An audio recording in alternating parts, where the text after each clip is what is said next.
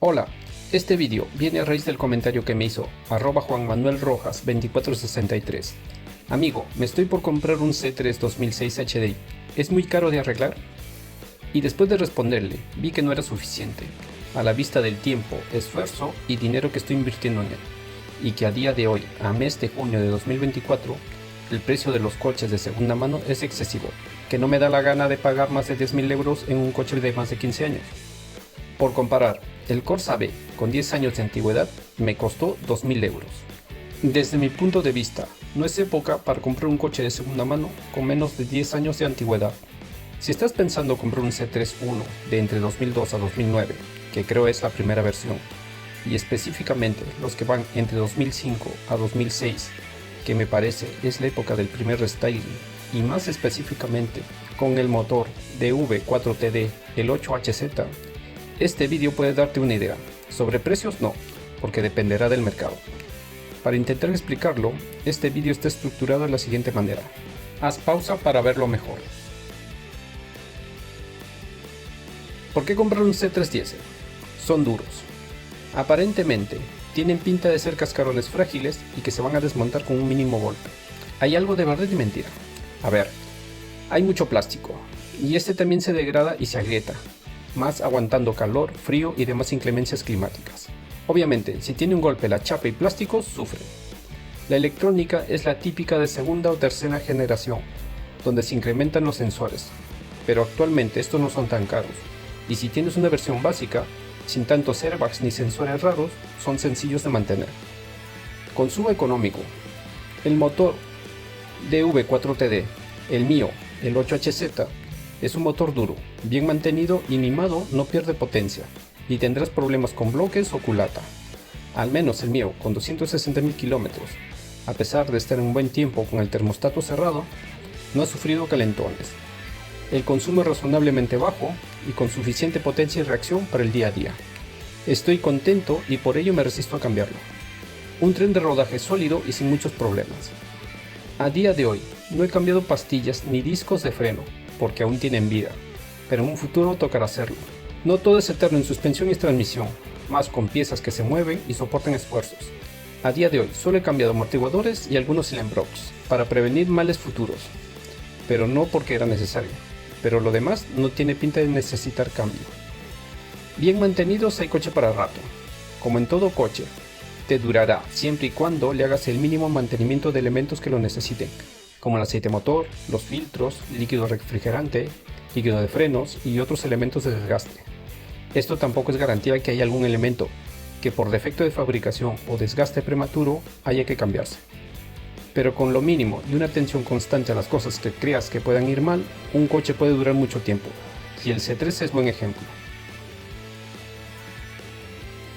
El año del coche. Si hablamos de la primera versión, los C3 entre 2005 y 2006, encontraremos la transición al primer restyling, con mejoras y actualizaciones. Los anteriores a 2006 tendrán menos problemas por electrónica o anticontaminación. Si mal no me equivoco, entre estos 2 años tendremos coches con motores Euro 3 o Euro 4. Mi coche, si bien es Euro 4, no lleva filtro de partículas. Es menos problemático. Por lo demás, todo es igual. Eso creo. Si el anterior dueño le ha dado un buen mantenimiento. Es muy importante, especialmente la distribución, bomba de agua y probablemente la correa de servicios. Si ha pasado o están cerca de los 250.000 kilómetros. Si está hecha, es algo que nos ahorramos, ya que es algo costoso hacerlo en un taller, inclusive si las cambiamos a 260.000 kilómetros. Esto lo explicaré más adelante. También es importante preguntar si se han cambiado otros elementos como termostato, que por tiempo suelen fallar, especialmente peligroso si se queda cerrado, u otros elementos que por fatiga o uso continuo pueden dar problemas, como compresor de aire acondicionado, EGR, PCV, etc. Todos ellos, si se ha cambiado o reparado, son problemas ya resueltos, que alargan la vida del coche. Los kilómetros hechos. Como dije, los 250.000 kilómetros son determinantes en este coche. Es más de la mitad de su vida útil teórica. Independientemente si son hechos en carretera o ciudad, inevitablemente aparecerán averías propias del desgaste en elementos que tienen una vida útil limitada, incluirán los mantenimientos periódicos. Y en otras que creemos que durarán toda la vida del coche, que por defecto de fabricación, abuso en la conducción o descuido en el mantenimiento, deberemos atender a su reparación cuando se presente la avería. A continuación, repasamos todos estos elementos. Como dije, 250.000 kilómetros es un hito importante. Si el anterior dueño no ha cambiado o mantenido los elementos que a continuación se enumera, deberás estar preparado para ir sustituyéndolos antes de que se presenten los problemas o ir ahorrando. Distribución completa. Según el vídeo de las cosas a tener en cuenta en la distribución, el enlace sale ahora, indican hacerla a los 180.000 en caso de uso intenso o los 240.000 kilómetros. Tomando en cuenta lo anterior, en el caso que no se haya hecho, deberás valorar si debes cambiar la distribución lo antes posible o dependiendo los kilómetros que tenga cuando lo compraste. Esto incluye la bomba de agua, que en mi caso, si bien el eje no sonaba o el retén no presentaba fugas, era cosa de tiempo de que empezara a fugar por la junta que va puesta entre la bomba y el bloque, ya que estaba degradada.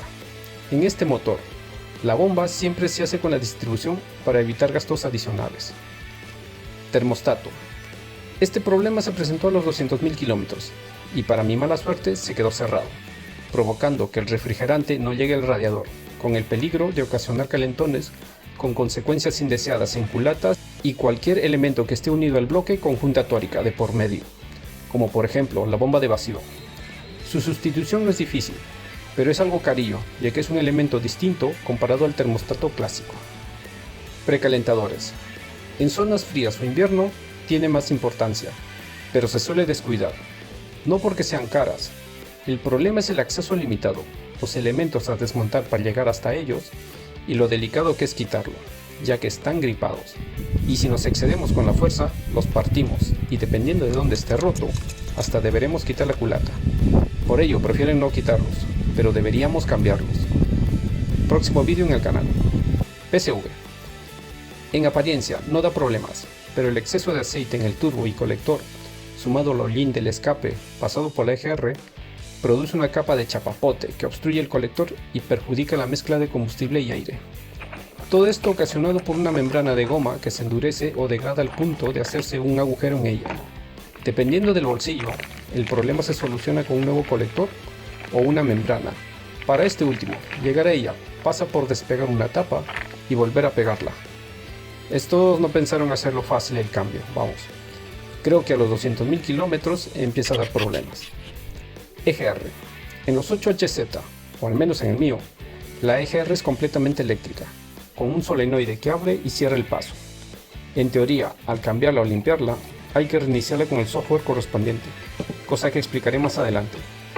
Por otro lado, como prácticamente todos los elementos aquí mencionados son elementos de desgaste, que tarde o temprano empezarán a fallar, lo bueno, si solo está sucio, con limpiar el hollín y reiniciarla se soluciona. Lo malo es que el solenoide empiece a fallar y no cierre del todo. Debemos cambiarlo. A día de hoy no son tan caros, pero es un pellizco. Juntas de inyector. En este motor, tarde o temprano, y desde los 200.000 kilómetros aproximadamente, empezará a fugar compresión por el orificio donde se alojan los inyectores, sea en uno o en varios de ellos. Hay vídeos que muestran este fallo y habrá un vídeo en el canal donde aprenderemos a cambiar la arandela de cobre y los casquillos de plástico que lleva. Es un hecho que aparecerá sí o sí, y dependiendo del tiempo en que nos demos cuenta, el dinero empleado en recambios variará si solo cambiamos las juntas o más elementos que serán afectados por los residuos de la compresión. Turbo. Es un elemento que damos por sentado que durará lo que dure el coche, pero es un elemento preciso y delicado, que soporta mucha velocidad y altas temperaturas. Empezará a dar problemas desde los 200.000 kilómetros, debiendo, en el mejor de los casos, cambiar ciertos elementos que vienen en kits de reparación, o en el peor, cambiarlo todo, sea como sea, barato no es, tampoco muy caro, según lo que toque cambiar. Los elementos enumerados a continuación no siempre van a fallar a los 250.000 kilómetros, muchas veces fallarán antes, sea por un uso intenso, fallo común o defecto de fabricación de alguna pieza. Con suerte, el vendedor haya reparado o sustituido estos elementos. Por ello, es importante preguntar si han sido sustituidos o revisar y comprobar su funcionamiento a la hora de ver el coche. Cable de control de la palanca de cambios a caja de cambios. El modo en que la palanca de cambios manual transmite el cambio de velocidades a la caja es a través de dos cables Bowden. Si todo entre estos dos está bien sujeto o no somos bruscos en su uso, El cable no debería estirarse y solo basta 1 milímetro de holgura para que no entren las marchas. Pues a los 180.000 kilómetros tuve este problema. Este trabajo es tedioso y hay que desmontar muchas cosas. Obviamente en un taller será más caro, por las horas de trabajo, que el precio del cable. Tenlo en cuenta. Amortiguadores y otros elementos de la suspensión. Dícese que los amortiguadores de aceite se deben cambiar cada 50.000 kilómetros, pero esto no se hace, sea hasta que suelten aceite o afecte a más elementos de la suspensión, como copelas, cilinblocks, brazos o rótulos. En los C3 la suspensión es dura y fiable, pero si solo un elemento empieza a fallar y aplazamos las reparaciones, afectarán a los demás y tendremos que cambiar no solo amortiguadores, sino los demás elementos que sufren fatiga, sean todos o según vaya saliendo las averías. No es tan costoso, pero hay mucho trabajo duro. Bomba de vacío del servofreno. Creo yo, si falla el termostato encerrado y hay calentones, la punta de esta bomba se degradará y fugará aceite al exterior. Aceite que no lubricará las paletas, afectando la superficie y la capacidad de absorción del aire, provocando la falta de eficacia de frenado y que el aire de algún modo entre al interior del árbol de levas, afectando la PCV, o dando la impresión que hay fuga de compresión por las válvulas. La avería será leve si se arregla cambiando las juntas tóricas, pero si la bomba ha perdido eficacia por el desgaste, hay que sustituirla. Cuerpo de aceleración, actuadores y sensores relacionados. En teoría, la electrónica o elementos gestionados únicamente por electricidad son fiables, y francamente los elementos del C3 montados de origen son de reconocidas marcas. En teoría, los elementos movidos por inducción son más fiables que los que necesitan contacto mecánico, como escobillas. En el caso del cuerpo de aceleración o cuerpo de mariposa, el aceite que pasa por la PCV logra meterse al interior de los imanes, que hacen mover la mariposa. Con suerte, reparando la estanqueidad se soluciona, pero puede que no haya solución y habrá que cambiarla. Lo mismo ocurre con los sensores, especialmente los que están sometidos a suciedad o altas temperaturas. Unos son baratos, otros no tanto, y no sabemos cuál está mal hasta pasarle un software de diagnóstico. Cableado expuesto a calor o aceites. Si bien el cableado es bueno y hasta cierto punto está protegido en las zonas más expuestas a suciedad o calor, las fugas de aceite o mezcla de compresión, en el caso dado, si no se limpian o se vuelven a proteger, debemos reemplazarlos, para evitar falsas lecturas o contacto intermitente. Esto también afecta a los conectores de plástico, que se romperán por sus pestañas de bloqueo por degradación. Lo bueno es que los venden por conjuntos, donde solo debes quitar un tramo en concreto. Manguitos de la alimentación de combustible. Los de alta presión no suelen dar problemas, pero los de plástico, con la vibración del motor, se rozan, se desgastan y a la larga crearán poros, produciendo entrada de aire o fugas de combustible, especialmente los que van y vienen del depósito al filtro. Pero los que con seguridad sufrirán más y los que habrá que cambiarlos son los del retorno de los inyectores, por el calor a los que están expuestos, especialmente las boquillas de plástico. A día de hoy, todo el conjunto no es caro, pero hay opciones más seguras y más económicas que en su momento lo explicaré. Faros de iluminación exterior. Por normativa de seguridad, los faros delanteros pasaron de ser de cristal a ser de plástico. El problema que pasados unos años se degradan, se opacan y por más pulidas que les des para quitar la opacidad, se agrietan y habrá que comprar unas nuevas. No son baratas y si en la ITV consideran que debes cambiarlas, deberás hacerlas. Discos de embrague. Esto es solo para los C3 que tienen caja de cambios manual. Los recambios no son tan caros como un kit de distribución o amortiguadores. El problema viene por el tiempo, herramientas, habilidades y experiencia que debemos tener.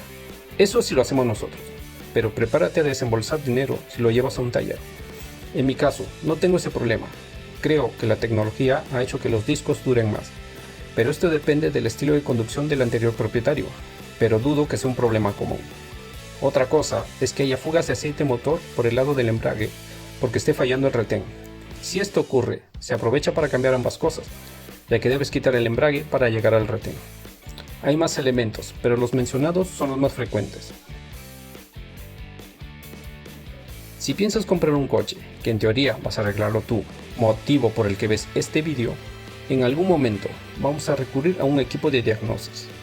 Ha sido un dolor de cabeza, dado mi presupuesto y otros motivos que voy a mencionar.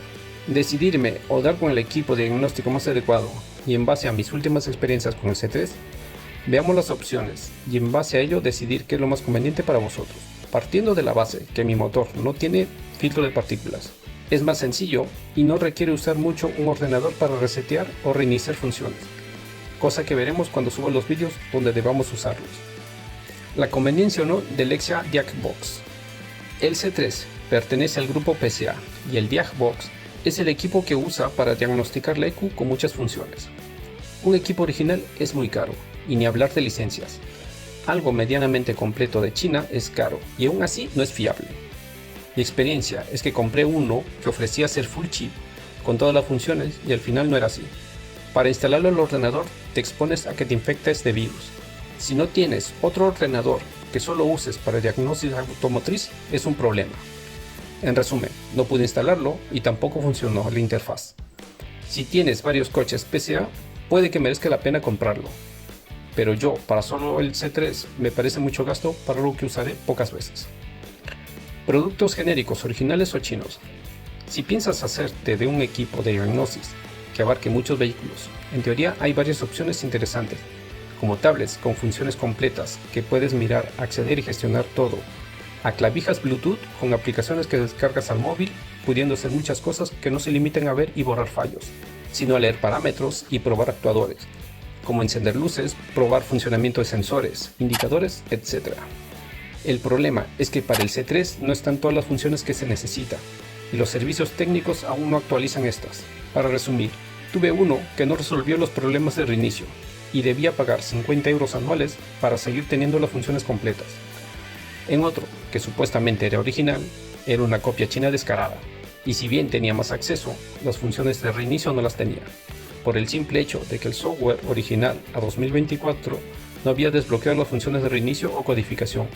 O sea que para los C3 no se han molestado en desbloquear las funciones importantes, que sí podrías hacerlas con el DiagBox. ¿Equipo de diagnosis caro o llevarlo a un taller? Si nos metemos a cambiar inyectores que necesiten codificar, o reiniciar la EGR, o cambiar turbo, o algo que necesite reiniciar los parámetros para que el coche se ajuste a dar sus mejores prestaciones, o hacer algo que requiera hacerlo con un equipo de diagnosis, teniendo en cuenta lo anterior, si tienes varios coches de varias marcas, o por afición, podrías hacerte un equipo cuyo costo puede ser superior a 600 €, que te permita hacer todo lo que necesites cuantas veces sea necesario. Por otro lado, en un taller tiene esos equipos. El problema, si el dinero lo es, obviamente, el precio por solo conectar el ordenador al coche es entre 1 hora a hora y media, que puede ser mínimo 50 €. Solo para decirte qué le pasa al coche. Si es algo que debes usar el ordenador para solucionar el problema, el precio se incrementa y ya dependerá del tiempo empleado o el costo adicional por cambiar algún elemento defectuoso. En mi caso, aún estoy buscando un equipo que no sea caro, que sirva para varias marcas y pueda hacer las funciones necesarias como las de reinicio o codificación, que no sea el DiagBox. Dejando de lado el precio de compra del coche, en el caso del C3, para alargar su vida unos años más sin problemas más serios como culatas o bloque, considero que debemos tener un colchón de 1.500 €, condicionado a cómo vamos a gastarlos, para lo cual veremos qué opciones disponemos. Lo que he gastado a día de hoy son 850 € desde 2017, que incluyen filtros y otros recambios de mantenimiento periódico, además de 2 motores de arranque, distribución, turbo, amortiguadores y demás elementos mostrados en los vídeos que he subido. En mi caso, no cuento ni tiempo ni las herramientas empleadas, algo que me ahorro, pero de cara a otras variables, veamos cómo esa cantidad puede ser suficiente o multiplicarse. ¿En qué se irá el presupuesto? En rigor, solo debe incluir los recambios que he mencionado, como turbo, kits de distribución, suspensión, etc. Algunas serán caras, otras serán ridículamente baratas, pero que requieren trabajo y habilidad para cambiarlas. Como siempre, manguitos de goma, silent-blocks, rótulas, elementos que sufren esfuerzos constantes o expuestos a calor o suciedad serán los que debemos cambiar. Puede que también se vayan radiadores, alternador, compresor de aire acondicionado, plásticos protectores o embellecedores como guardabarros o espejos, pero salvo rotura no será necesario cambiarlos. O no entren en el presupuesto aceites, filtros, baterías o neumáticos, porque entren otros gastos que uno tiene previsto por ser parte de tener un coche, como el combustible, los impuestos, ITV, etc. Hacer las cosas uno mismo o en un taller. La cosa está clara. Haciéndolo uno mismo ahorras en taller, siempre y cuando ya tengas un sitio y las herramientas mínimas para hacerlo, aparte de unas mínimas habilidades y experiencia. Los dos últimos son importantes, porque si no las tienes, mejor es que busques un taller de confianza que sea contenido en los precios y te haga un buen trabajo. Si conoces o tienes la suerte de contar con un taller que te ayude, es algo muy a tu favor. Comprar recambios nuevos o de desguace. Parece una tontería, pero para nada lo es. Ten en cuenta que un C3 con 250.000 kilómetros es un coche a la mitad de su vida útil, y a estas alturas, según qué recambios, lo mejor es comprarlo de desguace, como por ejemplo la bomba de vacío.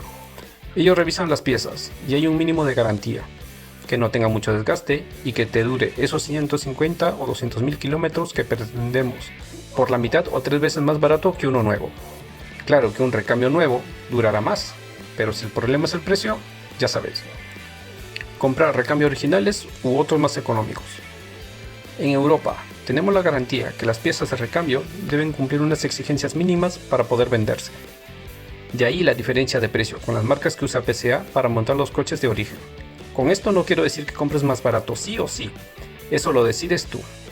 Lo que intento decir, por dar un ejemplo, si voy a alargar la vida del coche 150.000 kilómetros, en vez de comprar un turbo de la marca más pro que vale 200 euros, que sabes que te va a durar 300.000 kilómetros, o comprar un turbo de la marca que promociona una tienda de recambios por 90 euros, con garantía que te va a durar sin problemas 200.000 kilómetros, yo compraría el de 90, porque quiero cambiar el coche a los 400.000 kilómetros, y quiero que llegue sin que me dé problemas. Pero repito, la decisión es tuya, y no siempre hay que coincidir con mi punto de vista. He intentado comprimir y resumir mi experiencia lo más posible, para que veas todas las variables, y para decidir si es bueno comprar un C3 de segunda mano. Creo que es un buen coche, y por ello me resisto a cambiarlo, al menos por ahora. Quizás en unos años, porque sé que bien cuidado y atendiendo los problemas que he mencionado, puede haber coche para unos años más. Puede que ya no para viajes largos, pero sí para el día a día. Espero que os sirva de algo, y ayude a decidir si merece la pena comprar uno. Los vídeos que vaya subiendo ayudarán a alargar esa vida que pretendemos. Pues nada, un saludo a todos. Hasta luego.